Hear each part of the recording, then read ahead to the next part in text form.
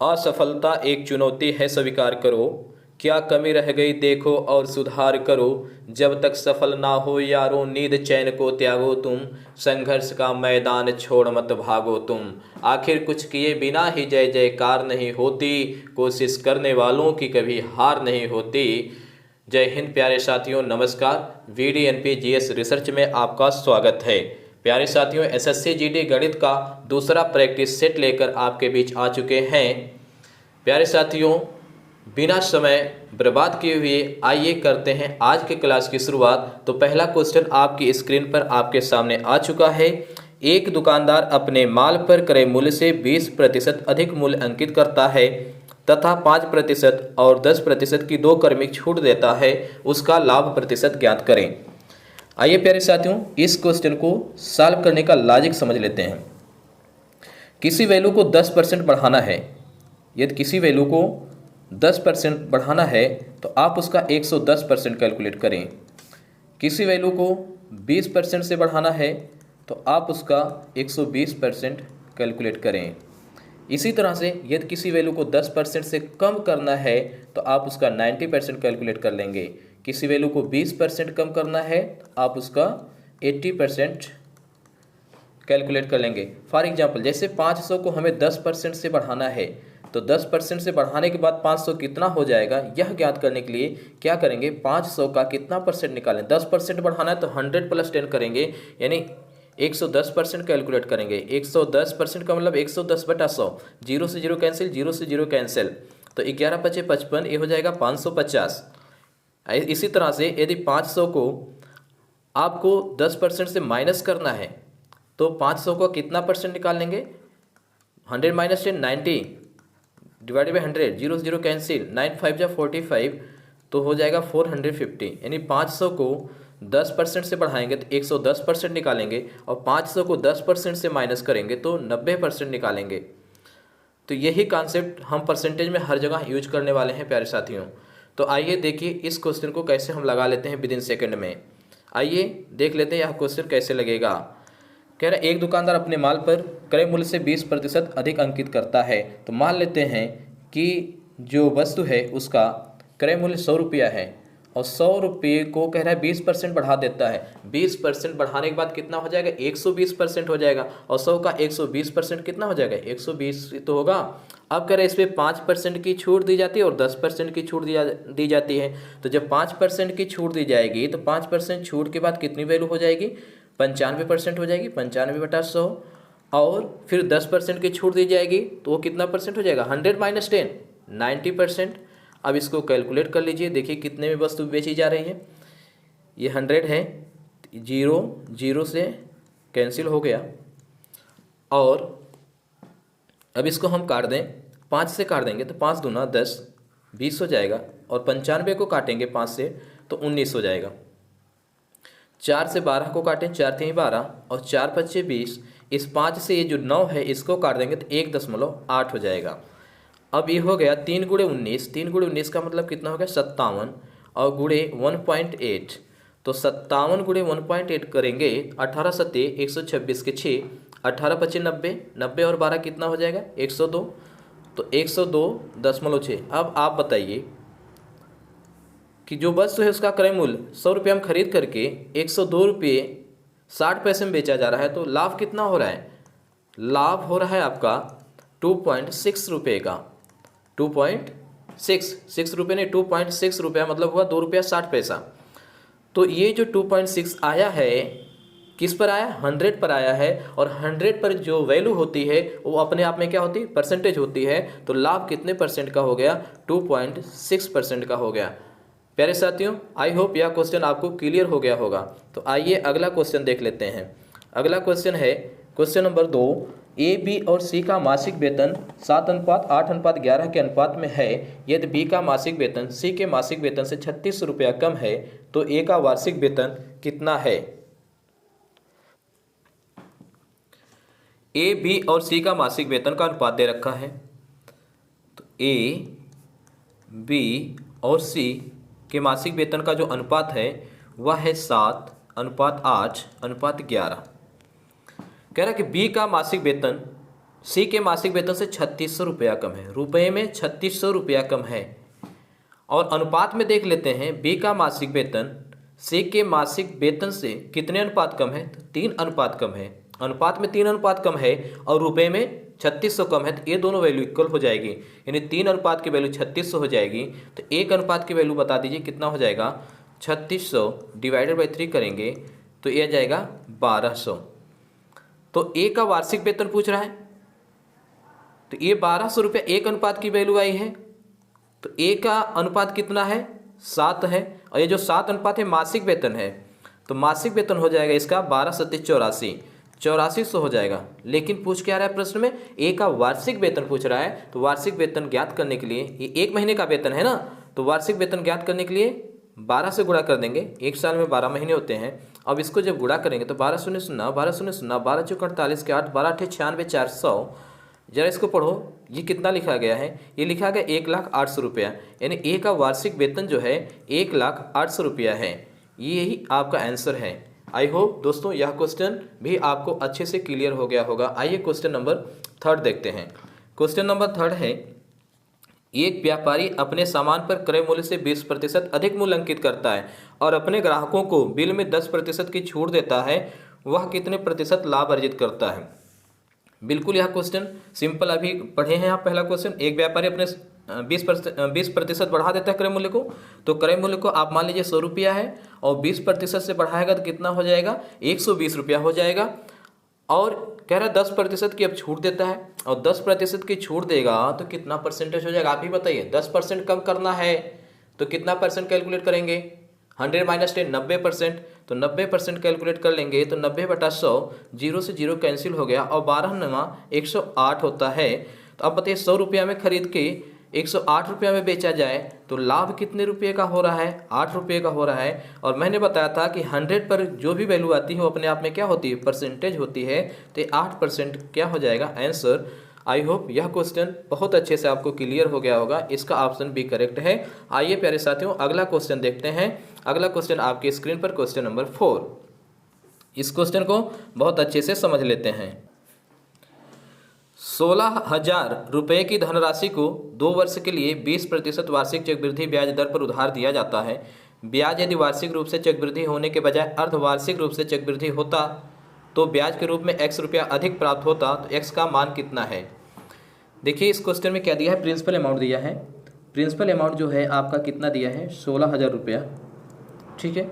और जो समय दे रखा है वह कितना दे रखा है, 2 वर्ष दे रखा है। और रेट जो दिया है वह है 20% वार्षिक। क्या है, 20% वार्षिक। अब कैलकुलेट कर लेते हैं चक्रवृद्धि ब्याज परसेंटेज में, यानी 20% रेट है ना, 20। तो हमने क्या बताया था आपको कि चक्रवृद्धि ब्याज 2 वर्ष का लिए 2:1 का अनुपात याद रखेंगे। 20% है तो पहले 20 गुणे कितना कर देंगे, पहले अनुपात से गुणा करेंगे 2, तो 20 दूना हो जाएगा 40। फिर 20 का 20% निकालें, 20 का 20% निकालेंगे तो 20 गुना 20/100 होगा, 0 से 0 कैंसिल, 0 से 0 कैंसिल, 4 हो जाएगा। और ये जो वैल्यू है इसमें किससे गुणा करेंगे, 1 से, तो 4 एकम 4 हो जाएगा। और जब इन दोनों को जोड़ देंगे तो कितना परसेंटेज ब्याज मिलेगा, 44% ब्याज मिलेगा। अब तो ये हो गया 2 वर्ष के लिए। अब आगे कह रहा है कि ब्याज यदि वार्षिक रूप में चक्रवृद्धि होने के बजाय अर्धवार्षिक, जब अर्धवार्षिक रूप से तो पी तो सेम रहेगा, 16,000 रुपया ही रहेगा। और जो रेट था 20% वो कितना हो जाएगा, 10%। और जो टाइम 2 वर्ष था वो बढ़ करके कितना हो जाएगा, 4 हो जाएगा, क्योंकि 2 साल में 4 छमाही होगा। अब 4 साल का ब्याज ज्ञात करने के लिए मैंने बताया था 4, 6, 4, 1 याद करेंगे और 10% के हिसाब से ब्याज लगेगा। तो 10%, तो पहले 10 गुणे पहले अनुपात से गुणा करेंगे, 10 चौक 40, फिर 10 का 10% निकालेंगे तो 1 हो जाएगा, 1 गुणे 6 करेंगे तो क्या हो जाएगा, 6 हो जाएगा। और फिर 1 का 10% जब निकालेंगे तो हो जाएगा 0.1, और इंटू 4 करेंगे तो हो जाएगा 0.4, और फिर 0.1 का 10% होगा 0.01, इंटू कितना कर देंगे 1, ये हो जाएगा 0.01। और इन सबको जब ऐड करेंगे आप 40 से 46, 46.41% ब्याज मिलेगा इस तरह से। और इधर 44% मिल रहा है, इधर 46.41% मिल रहा है। तो कितना ज़्यादा मिल रहा है भैया ये बताइए, 46.41 और 44%, 2.41% ज़्यादा मिल रहा है ना। तो 2.41% यही वैल्यू कैलकुलेट कर लीजिए 16,000 पर। तो 16,000 गुणे 2.41 बटा कितना कर देंगे 100, जीरो से जीरो कैंसिल हो जाएगा और 160 का एक जीरो इधर आ जाएगा, 16 एकम 16 के 6 हो जाएगा और 16 चौक 64, 64 एक 65 और 16 दूनी 32, 32 छः कितना 38, 385.60 रुपया अधिक मिलेगा, यानी ऑप्शन बी जो है करेक्ट है। आइए प्यारे साथियों क्वेश्चन नंबर 5 देख लेते हैं। क्वेश्चन नंबर 5 आपकी स्क्रीन पर आपके सामने आ चुका है। 9 संख्याओं का औसत 51 है, उनमें से 3 संख्याओं का औसत 49 है, शेष संख्याओं में से 4 संख्याओं का औसत 46 है, शेष संख्याओं का औसत ज्ञात कीजिए। देखिए इस क्वेश्चन में क्या दे रखा है, दे रखा है कि 9 संख्याओं का औसत 51 है। तो औसत 51 है तो पहले आप 9 संख्याओं का योग निकाल लें। तो 9 संख्याओं का योग कैसे निकालेंगे, 9 संख्या है और इनका औसत कितना है 51 है, तो गुणा कर देंगे तो योग निकल जाएगा 9 एकम 9, 9 पचे 45, यानी 9 संख्याओं का जो योग है वह 459 है। अब उनमें से 3 संख्या का योग, 3 संख्या का औसत दिया है तो 3 संख्या का योग क्या हो जाएगा, 3 संख्या का योग हो जाएगा 3 गुणे संख्या 3 है, औसत कितना है इसका 49 है, तो 3 गुणे 49 कर देंगे तो 3 9 27 के साथ 3 चौक 12, 12 2 14, 147 हो गया। और शेष संख्या में से 4 संख्या, भाई 3 संख्या निकल गई, अब बचा कितना 6 संख्या, और 6 संख्या में से 4 संख्याओं का औसत दिया है तो 4 संख्याओं का योग निकाल लीजिए।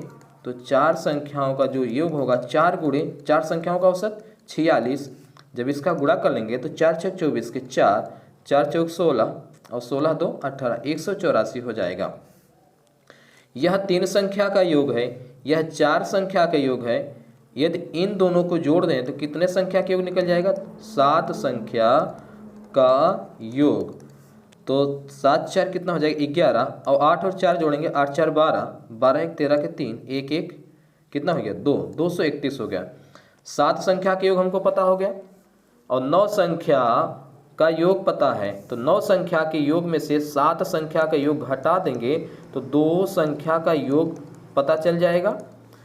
तो 459 माइनस 231 करेंगे तो ये वैल्यू जो आएगी ये आएगी 168। कितना आएगा, यह 2 संख्या का योग है और 2 संख्या 168 नहीं आएगा, सॉरी 128 आएगा, घटा लीजिए 128 आएगा, ठीक, 11 में से 3 8, 128 आएगा।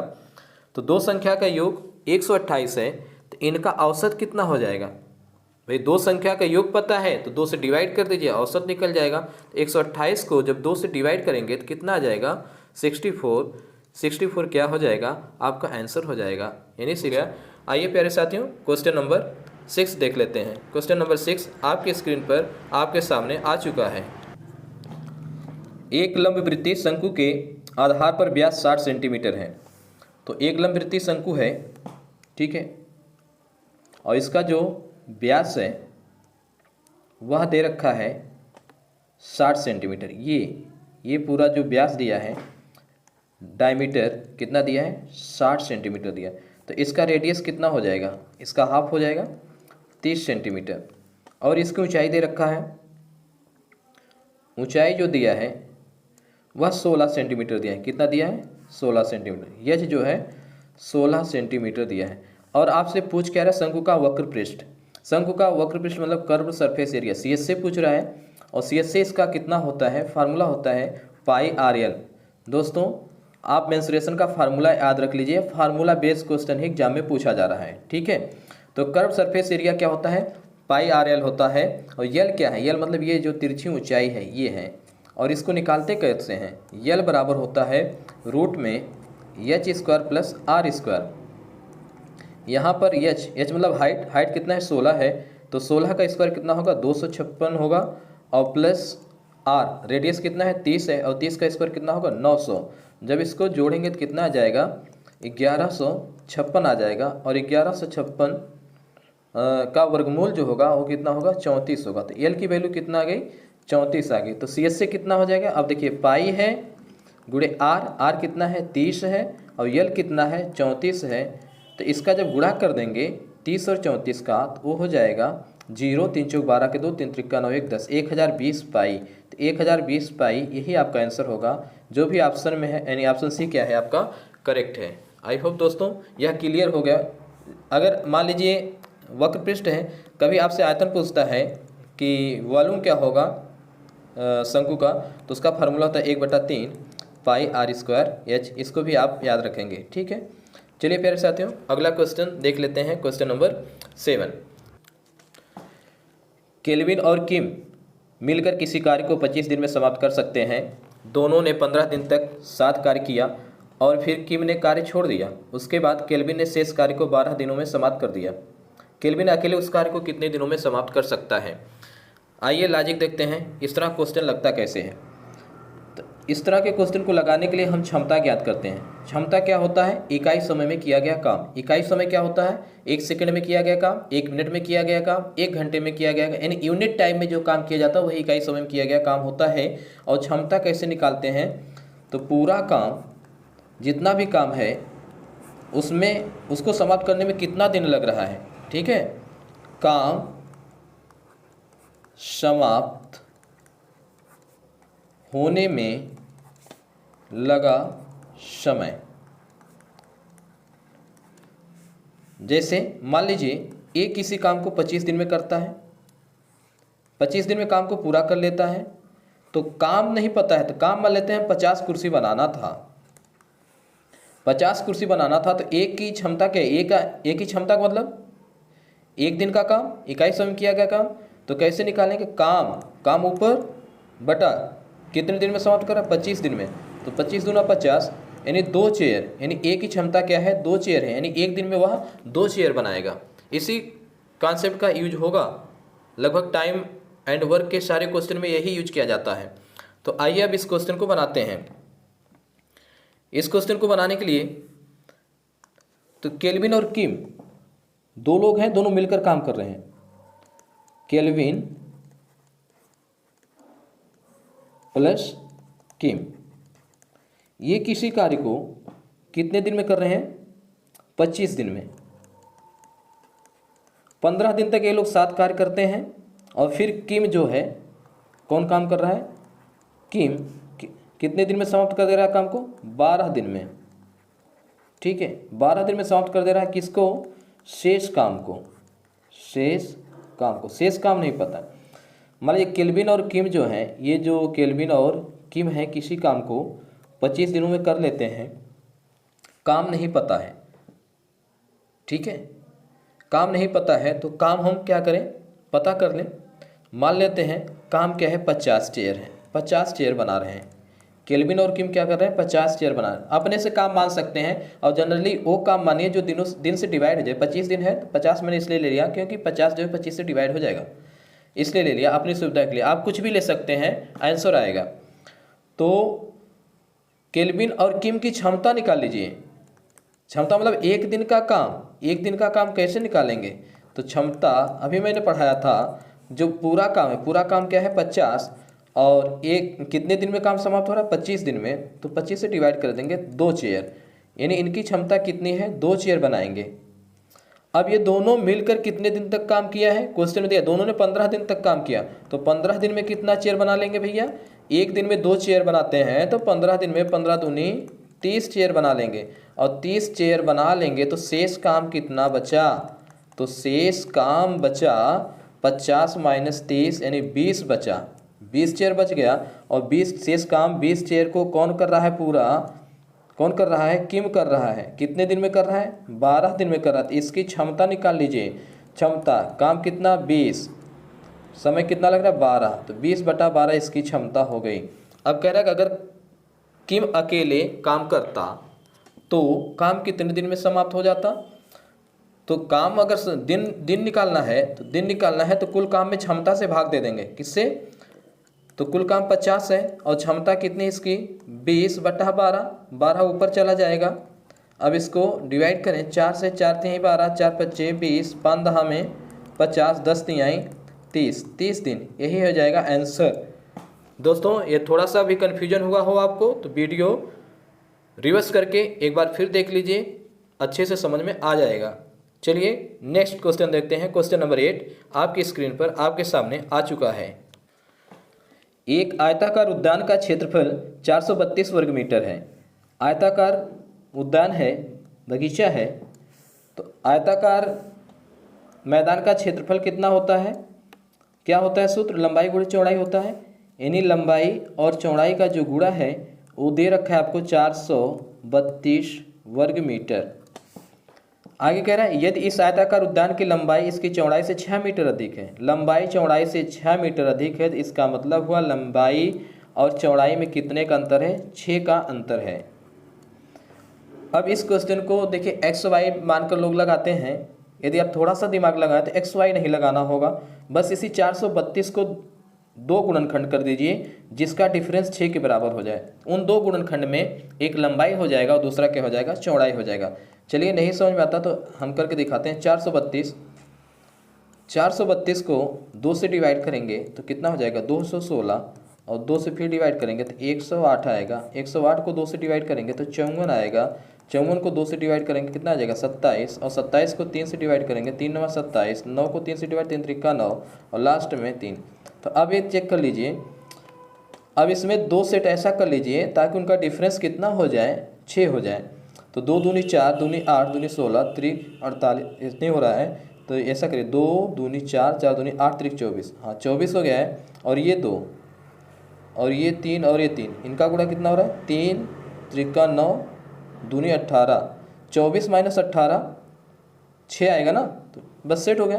यानी 432 को आप क्या लिख सकते हैं? 24 गुणे 18 लिख सकते हैं। और हम जान रहे हैं कि इनकी लंबाई और चौड़ाई का अंतर कितना? 6 है। देखो 6 है क्या यहाँ पर? 6 तो हो रहा है ना अंतर। बस इसमें एक लंबाई हो गया, दूसरा क्या हो गया? चौड़ाई हो गया। लंबाई 24 हो गया, चौड़ाई कितना हो गया? 18 हो गया। अब क्या करना है? परिमाप ज्ञात करना है। तो आयत का जो परिमाप होता है वो कितना होता है? 2 कोष्टक में लंबाई धन चौड़ाई, यानी 2 गुणे लंबाई और चौड़ाई को जोड़ लो। 24 और 18 जोड़ेंगे तो कितना हो जाएगा? 42, और 42 का 2 में गुणा करेंगे कितना हो जाएगा? 84 मीटर आंसर हो जाएगा। ओके ठीक है, आइए अगला क्वेश्चन देखते हैं। क्वेश्चन नंबर 9 आपके स्क्रीन पर। 552, 759, 828 का महत्तम समापवर्तक x है। x का मान निम्नलिखित में से किसके मध्य होगा? भाई इसमें मासा ज्ञात करना है। इसको तो कोई भी कर सकता है, ठीक है, बस मासा निकालना है और देख लेना है किसके किसके बीच में आ रहा है। क्या है? 552, 759, 828। 5 5 10 2 12, 7 5 12, 9 21, 8 2 10 8। हाँ 3 से डिवाइड हो रहा था, सबको 3 से डिवाइड कर दो। तो लेकिन याद रखना कि जो आंसर आएगा उसमें लास्ट में 3 से गुणा भी करना पड़ेगा। 3 से डिवाइड करेंगे संख्याएं छोटी हो जाएंगी और मासा हम आसानी से निकाल सकते हैं, ठीक है। तो 3 एकम 3, 2 बचा और 25 हो गया। 3 अठे 24, 3 चौक 12, 184। और इसमें डिवाइड करेंगे 3 दूनी 6, 3 पचे 15, 3 त्रिका 9, और इसको डिवाइड 3 दूनी 6, 2 22, 3 सत्ते 21 और 3 छक 18। अब पहले दो संख्याओं का मासा आप निकाल लीजिए। किसका? 184 और किसका? 253 का। तो कितनी दफ़ा डिवाइड होगा ये? तो 2 बार जाएगा क्या? नहीं जाएगा। इसको एक बार ले जाइए। 184 माइनस करिए 13 में से 4, 9 आ जाएगा, और 14 में से 8, 6 आ जाएगा। 69 हो गया। 69 से 184 को डिवाइड करें तो 3 बार तो नहीं जाएगा, 2 ही बार जाएगा। तो 2 9 18 के 8, 2 छक 12, 12 1 13, 138 हो गया। और 14 में से 8 घटा देंगे कितना हो जाएगा? 46। और इस इधर 7 में से 3 4, 46 से फिर किसको डिवाइड करें? 69 को। तो 46 एकम 46, बचेगा कितना? 23। 23 से फिर 46 को डिवाइड करेंगे, 23 दूना कितना हो जाएगा? 46। तो क्या हो गया? 23 हो गया। यानी 184 और 253 का जो मासा है वो कितना हो गया? 23 हो गया। अब फिर 23 का किससे निकालेंगे? 23 का निकालेंगे 276 के साथ। डिवाइड करिए 23 एकम 23, 4 6, 23 दूना 46, पूरा डिवाइड हो गया। इसका मतलब 23 क्या है? मासा है। किसका मासा है? 184, 253, 276 का है। लेकिन हमें मासा ज्ञात करना है 552, 759, 828 का। ये संख्या हमने कहाँ से प्राप्त किया, 184, 253 और 276, 3 से डिवाइड करके, तो 3 से आप इसमें गुणा कर दें 23 में, तो 23 यहाँ कितना 69, तो आंसर कितना हो जाएगा 69। 69 किसके किसके बीच में है, 65 और 70 के बीच में है, यानी ऑप्शन ए क्या हो जाएगा, करेक्ट हो जाएगा। ओके, आइए क्वेश्चन नंबर 10 देख लेते हैं। क्वेश्चन नंबर 10, 3 + 1 + 1/3 - 3 - 4 डिवाइडेड बाई 3 + 1/4 + 2/3, इसका मान ज्ञात करना है। आइए ज्ञात कर लेते हैं। क्या लिखा है, सबसे पहले 3 plus curly bracket 1 + 1/3 - 3 - 4 divided by 3 + 1/4 + 2/3। चलिए यहाँ सॉल्व करिए, 3 + 1 + 1/3 माइनस, इसको सॉल्व करें, 3 - 4/3 + 1/4 + 2/3। 3 प्लस, आप देखिए यहाँ पर 1/3 है और ये 2/3 है, तो 2 1 3/3 हो जाएगा। 3/3 मतलब 1 हो गया, और 1 इसमें जोड़ देंगे तो 2 हो जाएगा, यानी ये 3 टर्म यहाँ से खत्म हो गए। माइनस 3 त्रिक 9, 9 में से 4 घटाएंगे 5, कितना 5/3, और लास्ट में क्या बच गया है आपका 1/4 + 1/4। इसको अब सॉल्व कर लें, 3 + 4 और 3 का एलसीएम 12 हो गया, तो 12 दूनी कितना हो गया 24, -3 चौक 12, 4 5 20, 4 3 12, 3 एकम 3, ये आ जाएगा 3 + 24 3 27, 27 में से 20 घटाएंगे तो 7, 7/12, 12 3 कितना हो जाएगा 36 + 7 डिवाइडेड बाई 12, तो कितना हो गया 43/12, यही आंसर है। ओके, चलिए अगला क्वेश्चन देखते हैं। क्वेश्चन नंबर 11, क्वेश्चन नंबर 11 देख लेते हैं।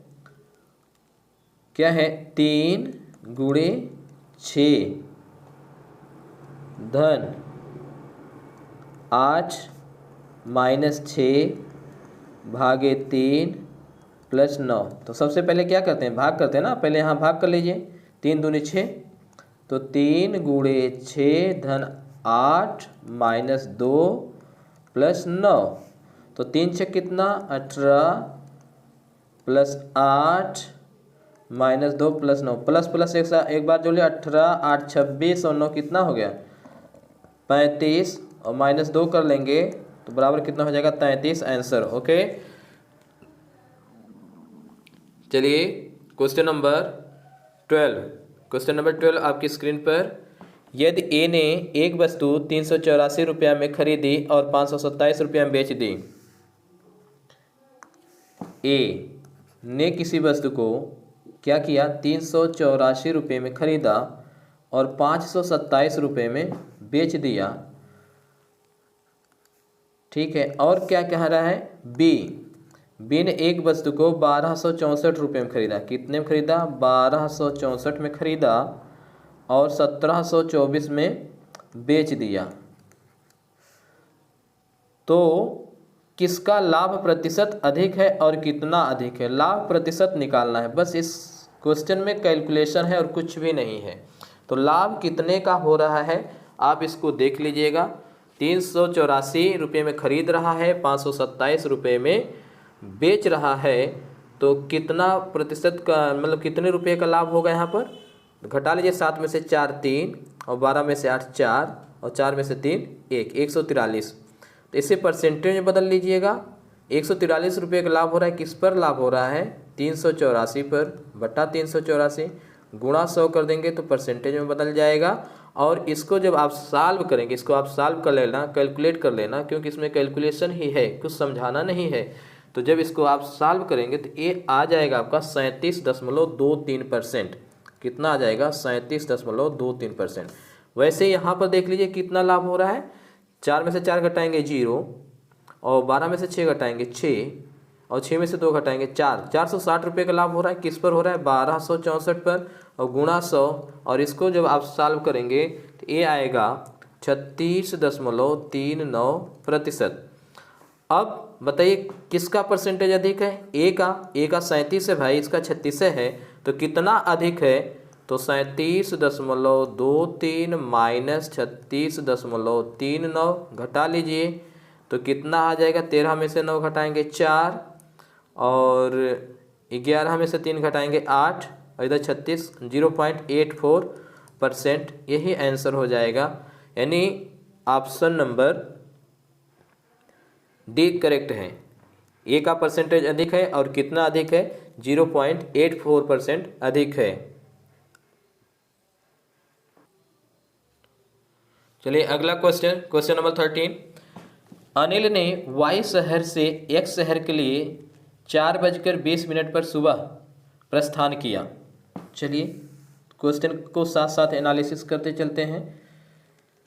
वाई शहर से एक्स शहर के लिए, ठीक है, एक लड़का है अनिल, यह एक शहर है वाई और एक शहर है एक्स। वाई से एक्स के लिए अनिल जो है 4:20 पर सुबह निकलता है। उसने पहले 1 घंटा 30 मिनट तक 70 किलोमीटर प्रति घंटा के 1 घंटा 30 मिनट तक किस स्पीड से चला है? 70 किलोमीटर प्रति घंटा। यानी 1 घंटा में 70 किलोमीटर चल रहा है, तो कितना चला है? 1 घंटा 30 मिनट चला है, तो 1 घंटा में 70 किलोमीटर, 30 मिनट में कितना जाएगा? 35, और 70 35 कितना हो जाएगा भैया? 105 किलोमीटर चला है ये, ठीक है। 70 के हिसाब से कितनी दूरी तय किया है? 105 किलोमीटर की। आगे देखिए क्या कह रहा है। उसके बाद गति को घटाकर 50 किलोमीटर प्रति घंटा कर दिया। अब ये जो है 70 किलोमीटर प्रति घंटा के हिसाब से ना जा करके 50 किलोमीटर प्रति घंटा के हिसाब से जा रहा है। दोनों शहरों के बीच की दूरी बता रहा है 240 किलोमीटर। ये पूरी दूरी कितना है? 240 किलोमीटर है। तो अनिल कितने बजे एक्स शहर पहुंचा? चलो कितना समय ले? 1 घंटा 30 मिनट तो यहाँ ले लिया है। अब 50 किलोमीटर प्रति घंटा की गति से चल रहा है, तो 50 किलोमीटर प्रति घंटा गति से वह कितनी दूरी तय करेगा? भाई टोटल दूरी 240 किलोमीटर है, और उसमें से 105 किलोमीटर की दूरी यह तय कर चुका है, तो शेष दूरी कितनी बच गई? 135। कितना बच गया? 135 किलोमीटर। और 135 किलोमीटर की दूरी किस स्पीड से तय करेगा? 50 किलोमीटर प्रति घंटा की स्पीड से तय करेगा। तो अब समय निकाल लीजिए। समय कितना हो जाएगा? दूरी 135 बटा चाल कितना इसका? 50 है। 50 से डिवाइड कर दीजिए इसको, देखिए कितना आता है। पहले 5 से डिवाइड करें, 5 10 में 50, और 5 दूनी 10, 3 5 7 35। ये हो गया 2.7 घंटा। यानी 50 के हिसाब से 2.7 घंटा। 2.7 घंटा का मतलब समझ रहे हैं आप लोग? तो 2 घंटा प्लस 0.7 घंटा, और 0.7 घंटा को मिनट में बदलेंगे तो इसमें 60 से गुणा कर देंगे, और जब 60 से गुणा कर दोगे तो 7 6 42, यानी 2 घंटा 42 मिनट आएगा। कितना आएगा? 2 घंटा 42 मिनट। कहने का मतलब 2.7 आवर का मतलब हुआ 2 घंटा 42 मिनट। यह 50 की स्पीड से चला है, और कह रहा है 70 की स्पीड से कितने समय तक चला है? 1 घंटा 30 मिनट। 1 घंटा 30 मिनट टोटल जोड़ ली, कितना समय लगा? 42 30 कितना? 72, और 2 1 3, 3 घंटा 72 मिनट। 60 मिनट का 1 घंटा होता है, तो ये हो गया 4 घंटा 12 मिनट। 4 घंटा 12 मिनट का टोटल समय लगा है उसको वाई शहर से एक्स शहर जाने के लिए। वह 4:20 पर निकला था सुबह, तो 4 घंटा 12 मिनट इसमें और जोड़ दीजिए, तो कितना हो जाएगा? 32 और 4 4 8, 8:32 पर पहुंचेगा सुबह। तो अर्थात ऑप्शन डी क्या हो जाएगा? करेक्ट हो जाएगा। ठीक है, आइए अगला क्वेश्चन देखते हैं, क्वेश्चन नंबर 14। किसी धनराशि पर 12% वार्षिक ब्याज की दर पर 2 वर्ष में प्राप्त होने वाला साधारण ब्याज उसी धनराशि पर 10% वार्षिक ब्याज की दर से 3 वर्ष से प्राप्त होने वाला साधारण ब्याज से 60 रुपया कम है, वह धनराशि कितनी है? इस क्वेश्चन में कुछ भी नहीं है, समझिए एकदम बहुत सिंपल क्वेश्चन है। बिना पेन चलाए भी आप इसको कैलकुलेट कर सकते हैं। किसी धनराशि पर 12% वार्षिक ब्याज की दर पर 2 वर्ष में तो जो ब्याज दर है कितना है 12% वार्षिक, और समय कितना है 2 वर्ष है। तो बताओ एक साल में 12% ब्याज मिल रहा है, साधारण ब्याज है, तो 2 वर्ष में कितना ब्याज मिल जाएगा, 12 दूनी 24%। चलिए इतना तो आपको समझ में आ गया। आगे कह रहा है कि उसी धनराशि को, अब रेट कह रहा है 10% है और समय जो है 3 वर्ष कर दे रहा है। तो 3 वर्ष में भाई 10% के हिसाब से 3 वर्ष का ब्याज 10 तिहाई 30% तो हो जाएगा, ठीक है। तो यहाँ कितना कम मिल रहा है, 6% कम मिल रहा है। पहले 24% मिल रहा था, अब 30% मिल रहा है। तो पहले कितना कम मिल रहा था, कितना कम मिल रहा है पहले वाला 6%, तो 6% में है तो रुपये में कितना दिया है वैल्यू 60 दिया है। तो एक की वैल्यू कितना हो जाएगी 10 हो जाएगी। तो प्रिंसिपल अमाउंट अपने आप में कितना होता है 100%, तो 100 × 10 कर देंगे तो कितना हो जाएगा 1000 रुपी आंसर हो जाएगा। यानी ऑप्शन ए क्या है करेक्ट है। आइए क्वेश्चन नंबर 15 देखते हैं। क्वेश्चन नंबर 15, ए और बी की वर्तमान आयु का अनुपात 8:15 है। बहुत अच्छा क्वेश्चन है। ए और बी की वर्तमान आयु का अनुपात 8:15 है। 4 वर्ष पश्चात कितना, 4 वर्ष पश्चात इनकी आयु का अनुपात 9:16 हो जाता है। अब से 8 वर्ष पश्चात उनकी आयु का योग कितना होगा। अब से 8 वर्ष बाद पूछ रहा है, ठीक है। चलिए ए और बी की वर्तमान आयु का अनुपात 8:15 है। अब से 4 वर्ष पश्चात, 4 वर्ष पश्चात जो इनकी आयु का अनुपात है वह 9:16 हो जाता है। देखिए 4 वर्ष बाद कितना अनुपात बढ़ रहा है, 1 बढ़ रहा है, 1 बढ़ रहा है, ठीक है। यानी अनुपात में तो 1 की वृद्धि हो रही है, वर्ष में कितने की वृद्धि हो रही है 4 की। 1 की वैल्यू किसके बराबर है 4 की। तो ए की वर्तमान आयु बताइए, ए की वर्तमान आयु कितनी हो जाएगी भाई 8 है ना अनुपात, 1 अनुपात की वैल्यू 4 है तो 8 अनुपात की वैल्यू कितना हो जाएगी 32। इसी तरह से बी की वर्तमान आयु निकालेंगे, इसका अनुपात 15 है, 1 भाग की वैल्यू 4 है तो 15 भाग की वैल्यू कितना हो जाएगी 60 हो जाएगी। और इनकी वर्तमान आयु जोड़ लीजिए कितना हो जाएगा 6 3 9 2, 92 वर्ष हो रहा है वर्तमान आयु। लेकिन ये पूछ रहा है कि 8 साल बाद इनकी आयु का योग क्या होगा। 8 साल बाद भाई दोनों लोग 8-8 बढ़ेंगे ना, तो दोनों लोग 8-8 बढ़ेंगे तो 8 साल बाद इनकी आयु का योग हो जाएगा 92 + 16, 6 2 8 9 1 10, 108 वर्ष। यही आंसर है आपका। आई होप दोस्तों ये क्वेश्चन आपको क्लियर हो गया होगा। आइए नेक्स्ट क्वेश्चन देखते हैं, क्वेश्चन नंबर 16। क्वेश्चन नंबर 16 आपकी स्क्रीन पर आपके सामने आ चुका है।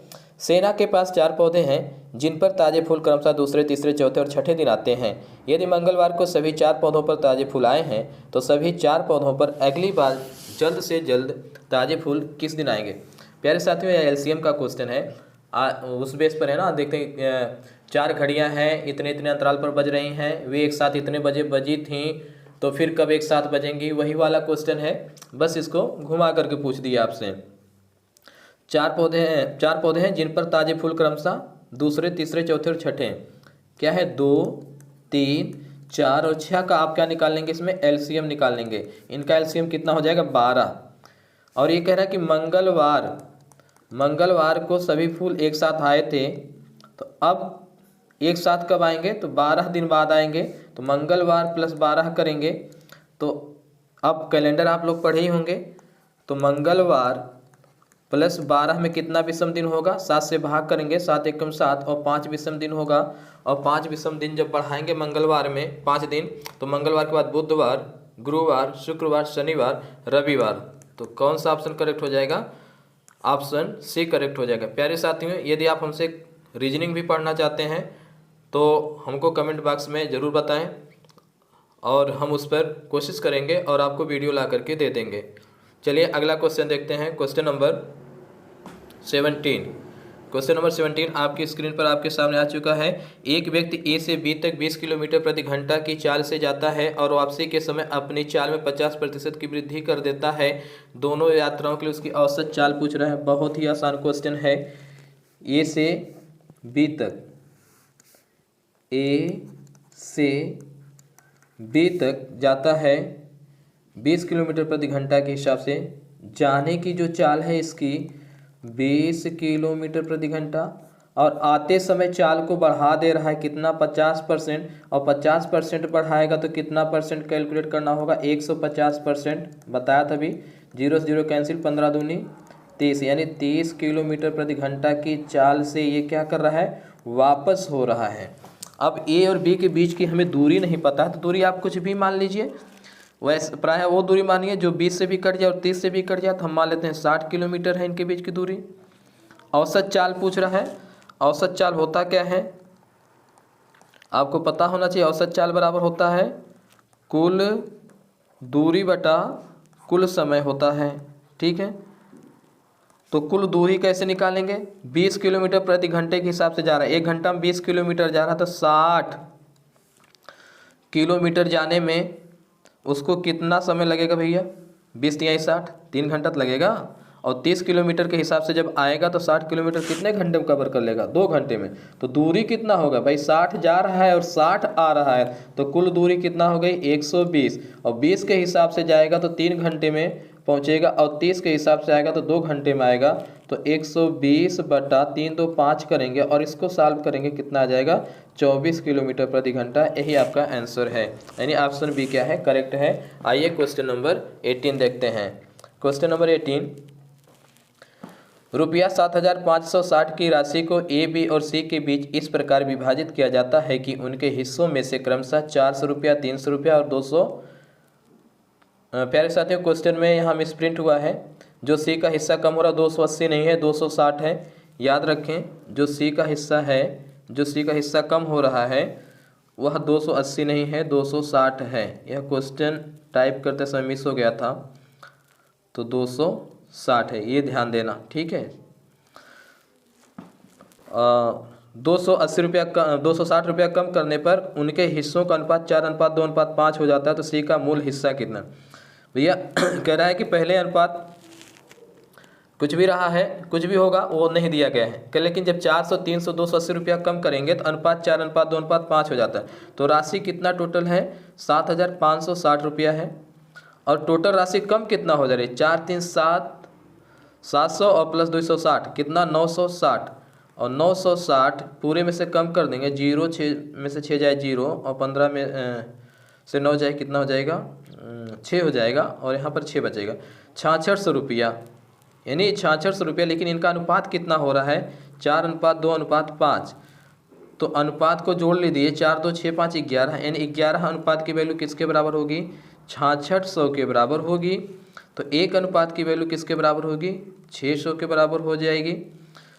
क्या पूछ रहा है, सी का मूल हिस्सा पूछ रहा है, तो सी का यहाँ पर कितना हिस्सा है, यह ए का हिस्सा है, यह बी का हिस्सा है, या सी का हिस्सा है। यहाँ पर 5 अनुपात है ना, तो 5 अनुपात की वैल्यू हो जाएगी 6 5 30, 3000 रुपया हो गया। लेकिन इस समय कम होने के बाद हिस्सा नहीं पूछ रहा है, उसका मूल हिस्सा पूछ रहा है, पहले वाला हिस्सा पूछ रहा है। तो सी का कितना हिस्सा कम हुआ था 260 रुपया कम हुआ था ना, तो 3000 में 260 रुपया जोड़ देंगे तो आपका पहले वाला जो है उसका हिस्सा पता चल जाएगा, यानी 3260 रुपया क्या हो जाएगा आंसर हो जाएगा। क्वेश्चन नंबर 19, क्वेश्चन नंबर 19 है, ए किसी कार्य को 15 दिनों में कर सकता है और बी इसी कार्य को 20 दिनों में कर सकता है। ए और बी दोनों एक साथ मिलकर एक दिन में इस कार्य का कितना भाग कर पाएंगे। चलिए देख लेते हैं क्वेश्चन। ए किसी कार्य को 15 दिन में कर सकता है और बी इसी कार्य को 20 दिन में कर सकता है। इनको काम नहीं पता, कोई काम दे देते हैं। मान लेते हैं इन लोग को 60 चेयर बनाना है, ठीक है।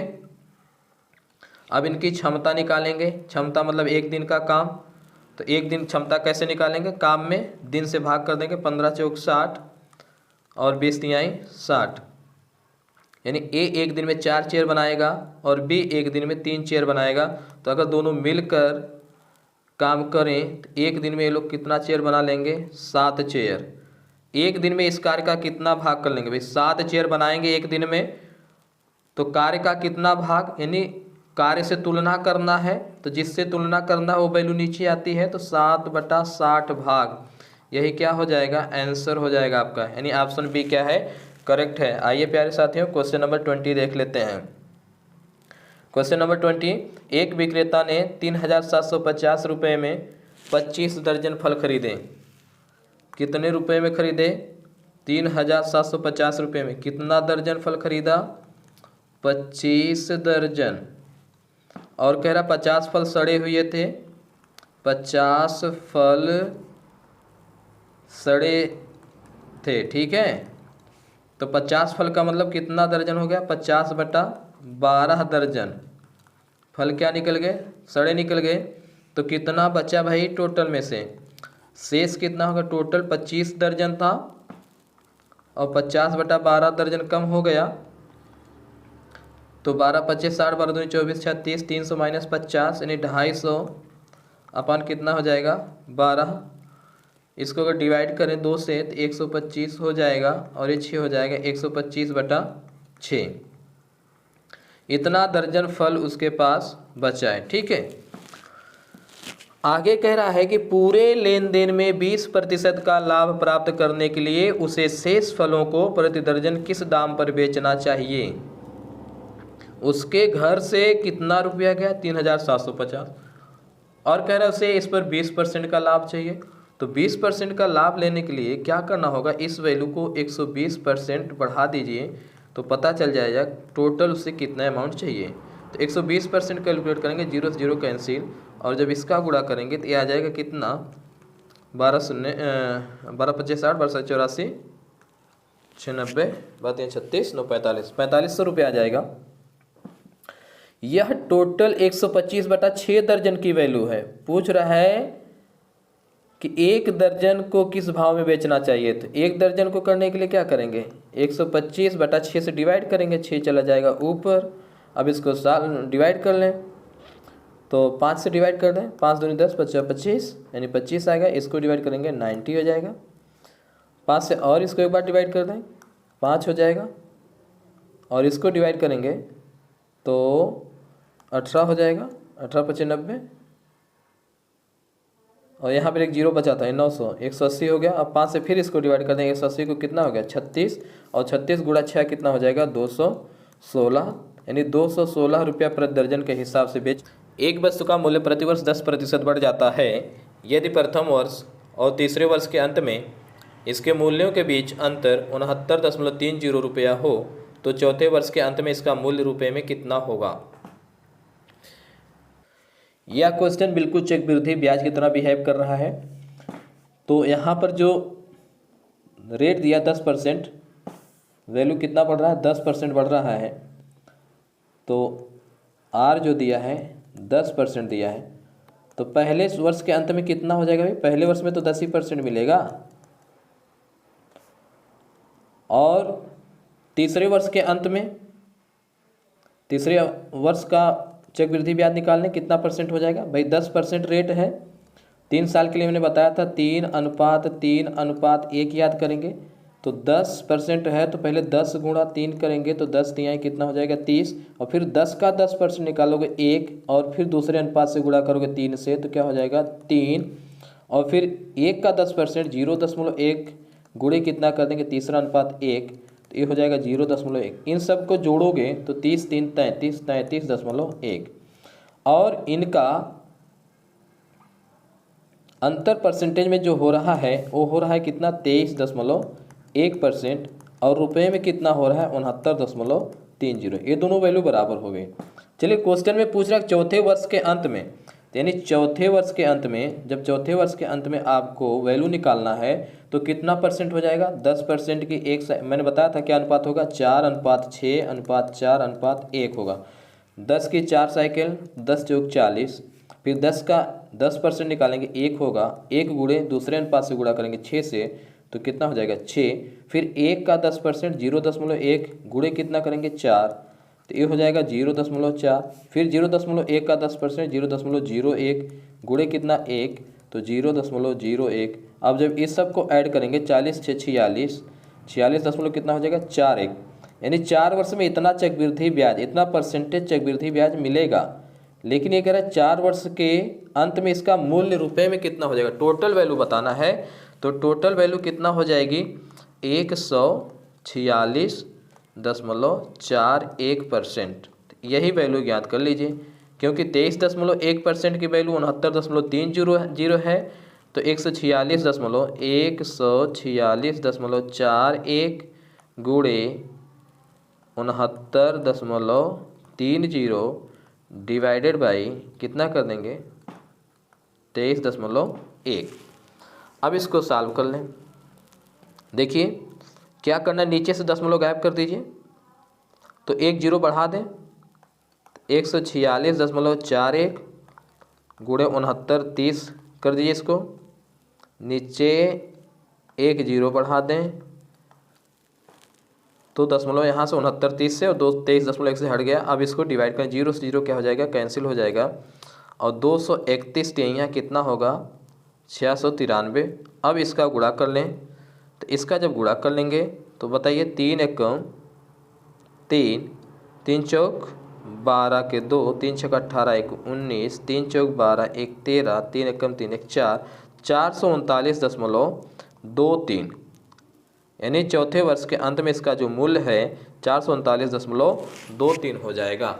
आई होप यह आपको क्लियर हो गया होगा। यदि यह क्वेश्चन क्लियर नहीं है तो आप पहला वीडियो जरूर देखें, वहां पर मैंने विस्तृत रूप में समझाया है चक्रवृद्धि ब्याज कैसे कैलकुलेट करते हैं। आइए नेक्स्ट क्वेश्चन देखते हैं, क्वेश्चन नंबर 22। क्वेश्चन नंबर 22, एक बिस्तर की चादर का अंकित मूल्य 750 रुपया था। एक व्यक्ति ने 2 क्रमिक छूट मिलने के बाद बिस्तर की चादर 560 रुपया में खरीदी, जिसमें से पहली छूट 16% थी, दूसरी छूट कितनी थी यही आपको बताना है। बहुत सिंपल क्वेश्चन है। और क्या करना है इसमें, किसी बिस्तर की चादर का जो अंकित मूल्य था कितना था 750 रुपया था। एक व्यक्ति ने 2 क्रमिक छूट मिलने के बाद बिस्तर की चादर 560 रुपये में खरीदी, जिसमें से पहली छूट 16% थी। पहली छूट कितना थी 16% थी, तो 750 को 16% से कम करो। 16% से कम करने का मतलब मैंने बताया था 100 - 16 यानी 84%। 84% इसका कैलकुलेट कर लें, 84 डिवाइडेड बाई 100, एक जीरो से जीरो कैंसिल हो जाएगा, 5 से इसको काटें, 5 दूना 10 हो जाएगा, 75 को 5 से काटेंगे 15 हो जाएगा, और 84 को 2 से काटेंगे तो ये हो जाएगा 42, और 42 गुणे जब 15 करेंगे तो 15 दूना 30 और 15 चौका 60, 60 3 63, 630 रुपये में, यानी 16% की छूट मिलने के बाद 630 रुपये में वह वस्तु मिलेगी, यानी चादर मिलेगा। लेकिन इसे 630 रुपया में नहीं मिली है, कितने मिली है 560 रुपया में। तो कितनी छूट यहाँ से मिल रही है, देखो इसको घटा के देखो, तो जीरो में से जीरो घट जाएगा, जीरो बचेगा, और यहाँ 3 में से 6 नहीं घटेगा, एक उधार जाएगा, 13 में से 6 घटाएंगे तो 7 आ जाएगा।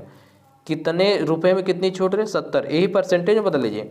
70 रुपये की छूट मिल रही है, किस पर मिल रही है 630 रुपये पर, जिस पर मिल रही वो वैल्यू नीचे आती है, गुणे 100 कर देंगे तो क्या हो जाएगा परसेंटेज में बदल जाएगा। तो जीरो से जीरो कैंसिल हो गया, तो 7 9 63 हो गया, तो 100/9, और 100/9 की वैल्यू कितनी होगी 11 सही 1/9%, यानी ऑप्शन बी क्या है करेक्ट है। आई होप यह क्वेश्चन आपको क्लियर हो गया होगा। आइए क्वेश्चन नंबर 23 देख लेते हैं। क्वेश्चन नंबर 23, 4 वर्ष पहले 4 सदस्यों वाले परिवार की औसत आय 19 वर्ष थी। 4 वर्ष पहले, देखिए औसत वाला है तो आपको योग निकालना है। 4 वर्ष पहले की बात हो रही है, 4 वर्ष पहले, ठीक। 4 सदस्यों वाले परिवार की औसत आयु 19 है, तो 4 सदस्यों की आयु का योग निकालना है। औसत दिया है तो औसत में संख्या से गुणा कर दें। 4 सदस्यों की आयु का योग निकालना, तो 4 सदस्यों का औसत दिया है कितना 19, तो 4 गुणे औसत कर देंगे 19, 19 तो कितना हो गया 76। उस परिवार में एक शिशु के शामिल हो जाने पर परिवार की औसत आयु पूर्ववत ही रहती है, यानी एक सदस्य बढ़ गया, अब कितना हो गया 5 सदस्य। 5 सदस्यों की आयु का योग कितना हो जाएगा, कह रहा है कि औसत नहीं बदल रहा है, औसत 19 ही है। तो 5 गुणे 19 कितना हो गया, 19 पचे 95। ये 5 सदस्यों की आयु का योग है, इस समय का है, ठीक है। और पूछ रहा है शिशु की वर्तमान आयु ज्ञात कीजिए। 4 सदस्यों की जो आयु का योग है ये 4 साल पहले का है, 76 साल। इस समय कितना होगा, यानी 4 सदस्यों की वर्तमान आयु का योग इस समय कितना हो जाएगा भाई। पहले 76 था, 4 लोग थे, सबका 4 साल बढ़ेगा तो कितना हो जाएगा, 16 साल बढ़ेगा। और 76 16 जोड़ दें कितना हो जाएगा, 92। यानी इस समय 4 सदस्यों की आयु का जो योग है 92 है। और जब शिशु सम्मिलित हो जाता है तो उन सब की उम्र का योग कितना हो जाता है, 95। तो शिशु की उम्र पूछ रहा है, शिशु की वर्तमान आयु बताइए क्या होगा, आप बताइए। सिंपल है ना, 5 सदस्यों में से 4 सदस्यों को घटा दीजिएगा, शिशु की आयु बचेगी। तो 95 माइनस 92 करेंगे तो कितना आ जाएगा, 3 वर्ष। यही क्या हो जाएगा आंसर। तो चलिए क्वेश्चन नंबर 24 देख लेते हैं। क्वेश्चन नंबर 24 आपकी स्क्रीन पर आ चुका है। यदि किसी निश्चित धनराशि पर वार्षिक रूप से चक्रवृद्धि होने वाली 10% वार्षिक ब्याज दर से 2 वर्ष में प्राप्त होने वाला चक्रवृद्धि ब्याज 3,360 रुपया, तो वह धनराशि कितनी है। बहुत ही आसान क्वेश्चन पूछा है ये।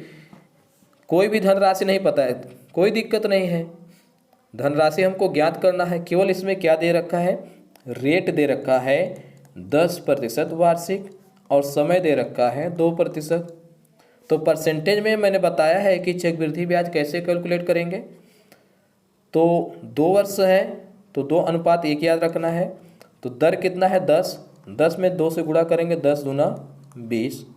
फिर 10 का 10% निकालेंगे, 1 दूसरे अनुपात से गुणा करेंगे, 1 से 1 आएगा। ये टोटल कितना हो गया, 21%। यानी 2 साल में उसको 21% ब्याज मिलेगा चक्रवृद्धि ब्याज। परसेंटेज में तो 21% है, लेकिन रुपए में कह रहा है कि 3,360 है। तो 3,360 और 21% क्या हो जाएगा, बराबर हो जाएगा। और प्रिंसिपल अमाउंट अपने आप में हमेशा कितना परसेंट होगा, 100%। तो 100% की वैल्यू हो जाएगी 100 इंटू 3,360 डिवाइडेड बाई कितना, 21। 3 से डिवाइड करो, 3 3 6 6 12, 3 से कट जाएगा, 3 सते 21। और ये 3 एकम 3, 3 एकम 3, 3 दूनी 6, 0, 7 से कटेगा क्या, 7 एकम 7 और 4, 7 छक 42, 160। 160 गुणा 100 करें तो 160 और 100 का 2 जीरो, कितना हो गया, 16,000 रुपया। यही आंसर है आपका। आई होप दोस्तों यह क्वेश्चन आपको अच्छे से क्लियर हो गया होगा। आइए क्वेश्चन नंबर 25 देख लेते हैं। क्वेश्चन नंबर 25, पिछले वर्ष की तुलना में 2012 में एक क्रिकेट स्टेडियम में औसत उपस्थिति 15% बढ़ गई। अगर 2012 में 2,160 अधिक लोग मैच देखने आए तो 2011 में कितने लोग आए थे। यहाँ पर क्वेश्चन में कह रहा है कि 2011 और 2012 में 15% लोग बढ़ जाते हैं। और ये कह रहा है अगर 2012 में 2,160 लोग अधिक आए तो 2011 में जो भी वैल्यू रहेगी वह अपने आप में कितना परसेंट रहेगी, 100% तो ही रहेगी। यहाँ पर 2012 में 15% बढ़ गए और संख्या बता रहे 2160 लोग बढ़े हैं। इसका मतलब 15% और 2160 दोनों वैल्यू क्या है, बराबर हैं। तो हमें 2011 में संख्या ज्ञात करना है, यानी 100% की वैल्यू निकालना है। तो 100% की वैल्यू कितना हो जाएगी, 2160 इंटू क्या कर देंगे 100 और डिवाइडेड बाई क्या कर देंगे 15। अब इसको डिवाइड करेंगे 5 से तो 5 3 जा 15 और इसको डिवाइड करेंगे 20 आ जाएगा। 3 से इसको डिवाइड करेंगे, 3 से 1 जा 21, 3 2 जा 6 0 और 720 गुना 20 करेंगे तो 0 0 2 दूनी 4, 2 सते 14, 14,400 लोग, यही आंसर है, यानी ऑप्शन ए क्या है, करेक्ट है। आई होप दोस्तों सारे के सारे क्वेश्चन आपको समझ में आए होंगे। एक दो बार इस वीडियो को देख लीजिएगा, डेफिनेटली आप अपने एग्जाम में अच्छा करके आएंगे। Wish you all the best.